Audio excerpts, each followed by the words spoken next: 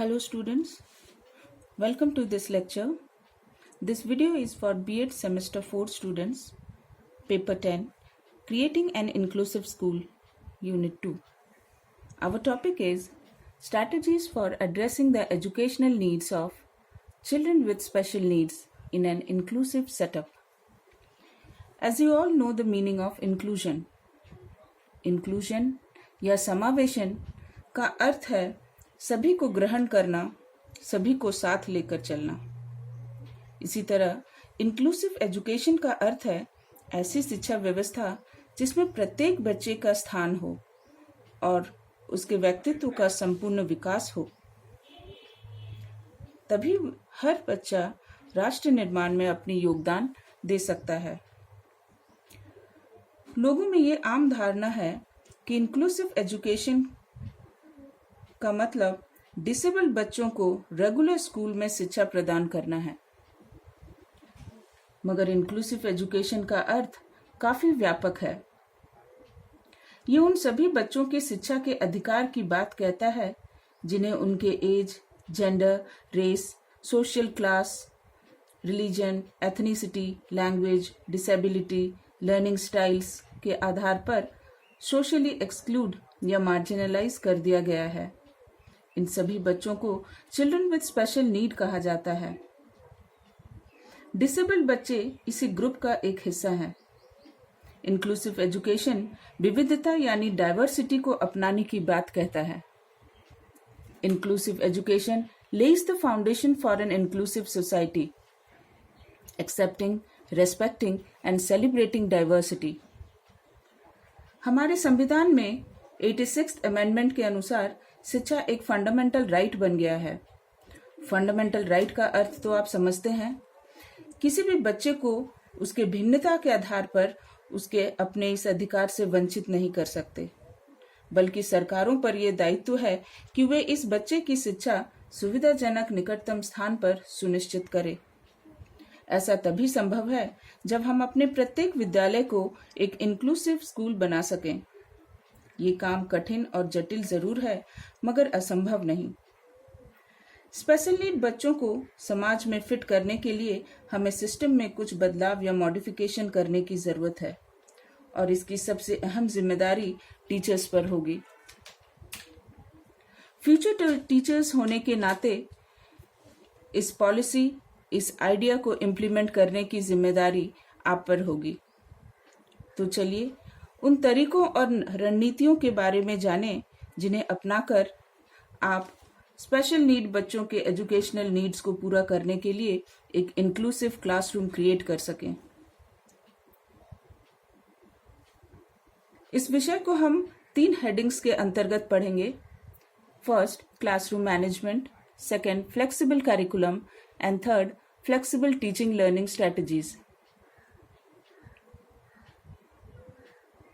Classroom management, कक्षा प्रबंधन। Management का अर्थ है अवेलेबल रिसोर्सेस, चाहे वो मटेरियल रिसोर्सेस हों या ह्यूमन रिसोर्सेस, उनको इस प्रकार डील करना ताकि बेहतर से बेहतर परिणाम निकल सके। Classroom management refers to those activities of classroom teachers that create a positive classroom climate within which effective teaching and learning can occur. सुडॉक के अनुसार समावेशी शिक्षा में कक्षा प्रबंधन कक्षा के वातावरण की गुणवत्ता से है, जो छात्रों को स्वागत, सुरक्षित और सामर्थ्यक महसूस करने की अनुमति देता है। Classroom management in inclusive setting is the overall quality of a classroom environment which allows students to feel welcome, safe and supported. Classroom management के अंतर्गत बहुत सारी चीजों पर टीचर को ध्यान देने की आवश्यकता होती है। पहला पॉइंट है सीटिंग अरेंजमेंट, बैठने की व्यवस्था। क्लासरूम में सभी बच्चों के बैठने के लिए पर्याप्त जगह होनी चाहिए। स्पेशल नीड बच्चों के बैठने की व्यवस्था टीचर के नजदीक फ्रंट रोज में होनी चाहिए। इससे टीचर का ध्यान उन पर बना रहेगा। विजुअली इम्पेयर्ड बच्चों को ब्लैक बोर्ड, टीएलएम्स या डेमोन्स्ट्रेशन देखने की आसानी होगी। हियरिंग इम्पेयर्ड बच्चों को भी सुनने में आसानी होगी। हियरिंग इम्पेयर्ड बच्चे लिप रीडिंग भी करते हैं।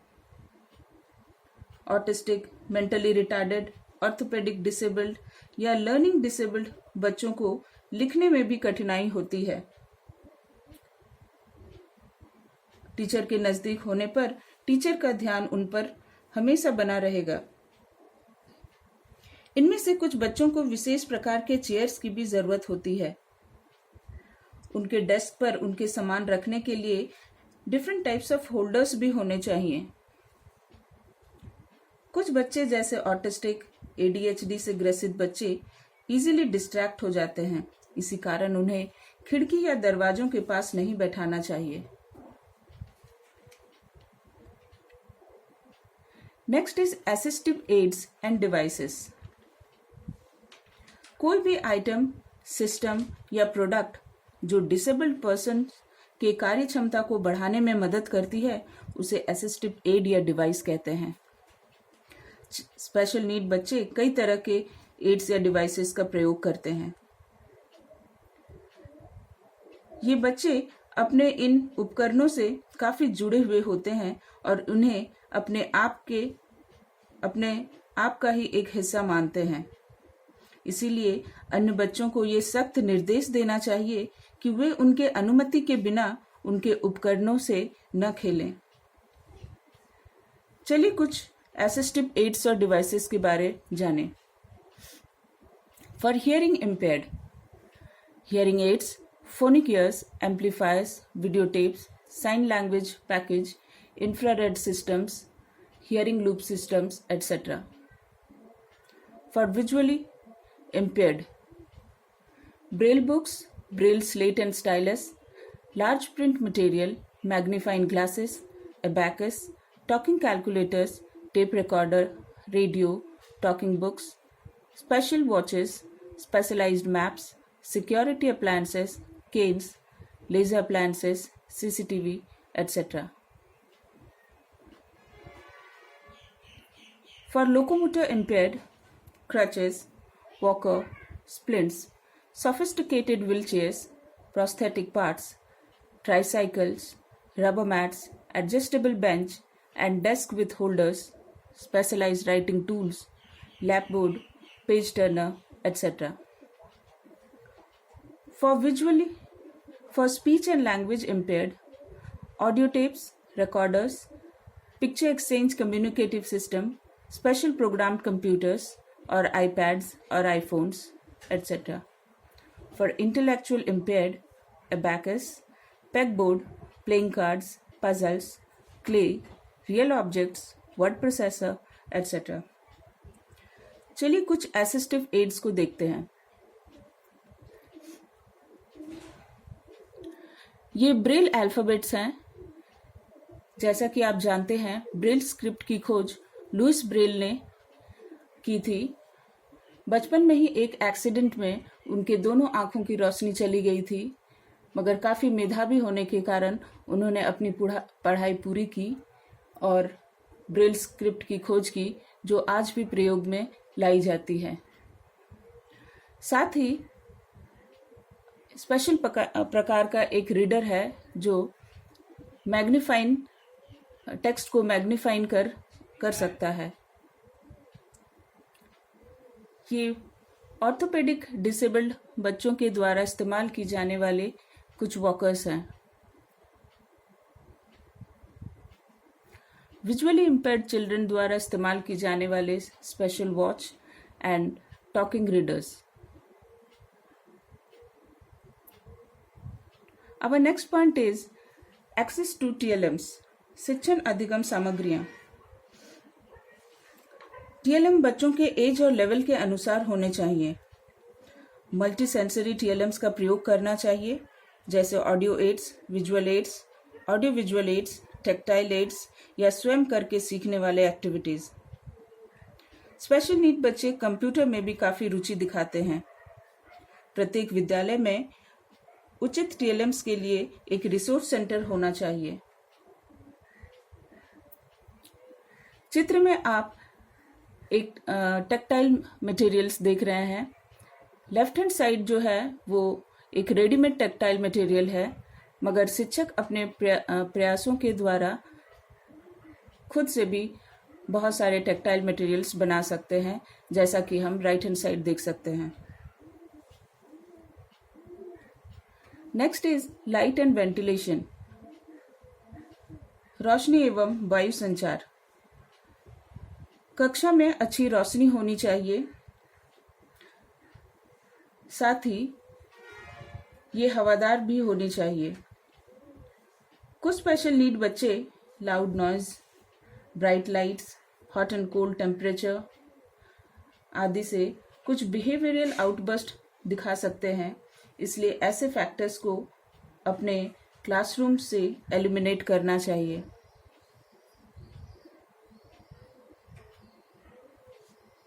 Next, mobility in the classroom, कक्षा में गतिशीलता। कुछ स्पेशल नीड बच्चे जैसे autistic, ADHD, mentally retarded, emotionally disturbed बच्चों को शॉर्ट ब्रेक्स की आवश्यकता हो सकती है। समय समय पर इन्हें अपने सीट से निकलने, खड़े होने, स्ट्रेच करने या रूम में टहलने की अनुमति देनी चाहिए। कुछ विजुअली इम्पेयर्ड बच्चे electronic mobility aids, ultra canes, service dogs आदि का भी प्रयोग करते हैं। हायर अथॉरिटी से सलाह लेकर इनकी भी अनुमति दी जा सकती है। लोकोमोटिव डिसेबल्ड और विजुअली इम्पेयर्ड बच्चों के गिरने का डर हमेशा बना रहता है। इस कारण फ्लोर पर रबर मैट्स लगाना चाहिए, खासकर टॉयलेट्स और ड्रिंकिंग वाटर फैसिलिटीज के पास। जहां तक संभव हो, इन बच्चों को अपना काम स्वयं करने के लिए प्रोत्साहित करना चाहिए, ताकि उनमें सेल्फ कॉन्फिडेंस और इंडिपेंडेंस की भावना बढ़े। Next is interpersonal relation and support, अंतर्व्यक्तित्व संबंध एवं सहयोग। बेहतर इंटरपर्सनल रिलेशनशिप के लिए आवश्यक है कि क्लास साइज छोटा हो और टीचर सभी को बराबर रूप से ध्यान दे सकें। किसी भी प्रकार का थ्रेट, ह्यूमिलिएशन या पनिशमेंट का प्रयोग नहीं करना चाहिए।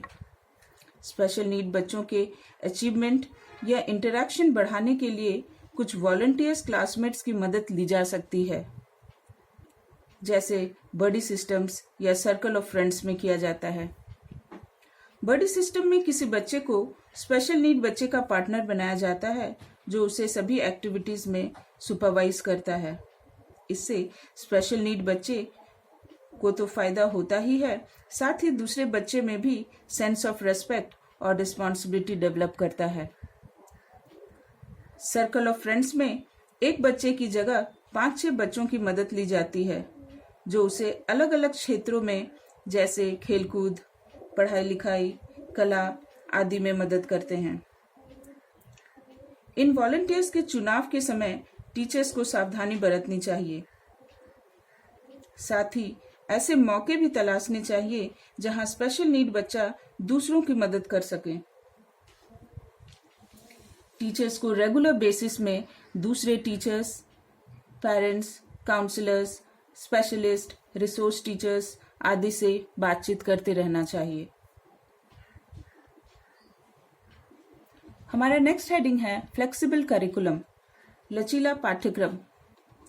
फ्लेक्सिबल करिकुलम वही है जो बच्चे की आवश्यकता के अनुसार प्रेस्क्राइब्ड एजुकेशनल प्रोग्राम में मॉडिफिकेशन या एडेप्टेशन की इजाजत दे। ये सही मायनों में चाइल्ड सेंट्रिक होना चाहिए। स्पेशल नीड बच्चों की आवश्यकता या सिवियरिटी को देखते हुए उनके लिए इंडिविजुअलाइज इंस्ट्रक्शनल ऑब्जेक्टिव्स बनाने चाहिए। क्लासरूम इंस्ट्रक्शंस को स्मॉलर स्टेप्स में प्रेजेंट करना चाहिए। क्लासरूम्स के अंदर या बाहर बच्चों में एक्टिव पार्टिसिपेशन पर जोर देना चाहिए। स्पेशल नीड बच्चों के लिए टास्क, असाइनमेंट या टाइम लिमिट में भी फ्लेक्सिबिलिटी होनी चाहिए। ऐसे बच्चों को एसेस करने के लिए केवल एकेडमिक अचीवमेंट पर ही नहीं, बल्कि उनके social, behavioural, hygiene, skill aspects को भी ध्यान रखना चाहिए। हमारा नेक्स्ट हेडिंग है फ्लेक्सिबल टीचिंग लर्निंग स्ट्रैटेजीज। ऐसे कई सारे टीचिंग लर्निंग स्ट्रैटेजीज हैं जिनका प्रयोग एक टीचर सफलतापूर्वक अपने कक्षा में आवश्यकता अनुसार कर सकता है। फॉर एग्जाम्पल, कोऑपरेटिव लर्निंग, सहकारी अधिगम। इसमें बच्चों को कुछ ग्रुप्स में बांट दिया जाता है और उन्हें असाइनमेंट दिया जाता है। बच्चे आपसी सहयोग और टीचर के मार्गदर्शन से कार्य को पूरा करते हैं। इस स्ट्रैटेजी में स्पेशल नीड बच्चों को सोशल इंटरैक्शन और इंटीग्रेशन का अवसर प्राप्त होता है। साथ ही दूसरे बच्चे भी स्पेशल नीड बच्चों की क्षमता एवं प्रतिभा से अवगत होते हैं। नेक्स्ट इज पीयर ट्यूटोरिंग, सहपाठी शिक्षा। इसमें एक स्टूडेंट दूसरे स्टूडेंट को कोई सब्जेक्ट मैटर पढ़ाता या समझाता है। जो पढ़ाता है उसे ट्यूटर कहते हैं और जो पढ़ता है उसे ट्यूटी कहते हैं। दोनों को इससे फायदा होता है। ट्यूटर के कॉन्सेप्ट्स और बेहतर होते हैं और ट्यूटी को भी प्रोत्साहन मिलता है। इस स्ट्रैटेजी में टीचर्स को ट्यूटर ट्यूटी के कंपैटिबिलिटी पर ध्यान देने की आवश्यकता होती है। अगर स्पेशल नीड बच्चा ट्यूटी है तो ट्यूटर को विशेष तैयारी करनी पड़ती है। Next is multi sensory instruction, बहु इंद्रिय अनुदेशन। मल्टी सेंसरी इंस्ट्रक्शन का अर्थ है टीचिंग में बच्चों के एक से ज्यादा सेंसेस को इन्वॉल्व करना। उदाहरण के तौर पर, अगर आप लीफ के बारे में पढ़ा रहे हैं तो आप किसी पिक्चर की मदद से पार्ट्स ऑफ लीफ समझा सकते हैं। साथ ही कुछ लीव्स को क्लासरूम में लाकर बच्चों को टैक्टाइल स्टिमुलेशन दे सकते हैं। ये सिर्फ विजुअली इम्पेयर्ड बच्चों के लिए फायदेमंद नहीं है, बल्कि सभी बच्चों को इससे लीफ मार्जिन, लैमिना, वेन्स को समझने में आसानी होगी। इसी प्रकार अगर आप मेटल्स एंड नॉन मेटल्स पढ़ा रहे हैं तो कई रियल ऑब्जेक्ट्स लाकर और कुछ एक्टिविटीज कर उन्हें काइनेस्थेटिक और टैक्टाइल स्टिमुलेशन प्रदान कर सकते हैं। बच्चे आसानी से मेटल्स और नॉन मेटल्स के फिजिकल और केमिकल प्रॉपर्टीज समझ सकते हैं। ये स्ट्रैटेजी स्पेशल नीड बच्चों के साथ साथ अन्य बच्चों के लिए भी फायदेमंद है, क्योंकि कुछ बच्चे देखकर, कुछ सुनकर और कुछ कर सीखते हैं। Our next strategy is cooperative teaching. इसमें 2 या अधिक शिक्षक मिलकर प्लानिंग, टीचिंग और इवैल्यूएशन करते हैं। इसके कई मॉडल्स हैं, जैसे one teach one assist, parallel teaching, station teaching, alternative teaching, team teaching आदि। इंक्लूसिव सेटअप में रेगुलर टीचर और स्पेशल टीचर टीम अप करते हैं। नेक्स्ट इज कोलैबोरेटिव टीचिंग, सहभागी शिक्षण। किसी भी कोलैबोरेशन में सभी पार्टिसिपेंट्स का इक्वल वैल्यू और equal power of decision making होता है। स्पेशल नीड बच्चों के एजुकेशन में टीचर के अलावा कई लोगों का योगदान अनिवार्य होता है, जैसे parents, special teachers, physiotherapist, occupational therapist, speech therapist, psychoanalyst, social workers आदि। सभी लोगों का सम्मिलित प्रयास होता है, अतः सभी पर समान रूप से उत्तरदायित्व और जवाबदेही भी होती है। Next is reflective teaching. Reflection का अर्थ है सेल्फ ऑब्जर्वेशन और self evaluation. Reflective teaching a systematic process है जिसमें शिक्षक अपने शिक्षण का मूल्यांकन करता है। इसके लिए वो अपने इंस्ट्रक्शन को रिकॉर्ड करता है, किसी पीयर को ऑब्जर्वेशन के लिए इनवाइट करता है तथा स्टूडेंट से सभी एस्पेक्ट्स पर फीडबैक लेता है। इसके बाद आवश्यकता अनुसार वो अपने टीचिंग में मॉडिफिकेशन कर सकता है।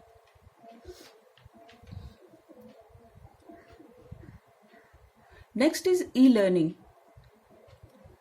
लर्निंग पर्पस के लिए इलेक्ट्रॉनिक मीडिया का प्रयोग करना ही ई लर्निंग कहलाता है। इसका प्रयोग कन्वेंशनल टीचिंग में एड ऑन के रूप में किया जा सकता है या पूरी तरह ऑनलाइन टीचिंग के लिए। इसमें उपलब्ध कई प्रकार के इंस्ट्रक्शनल मटेरियल स्पेशल नीड बच्चों के सहायक होते हैं और उनके एक्सेसिबिलिटी टू इंफॉर्मेशन को एनहांस करते हैं। इस प्रकार हमने चिल्ड्रन विद स्पेशल नीड्स के लिए कई तरह के स्ट्रैटेजीज पर बात की जिनका प्रयोग आप अपनी कक्षा में कर सकते हैं।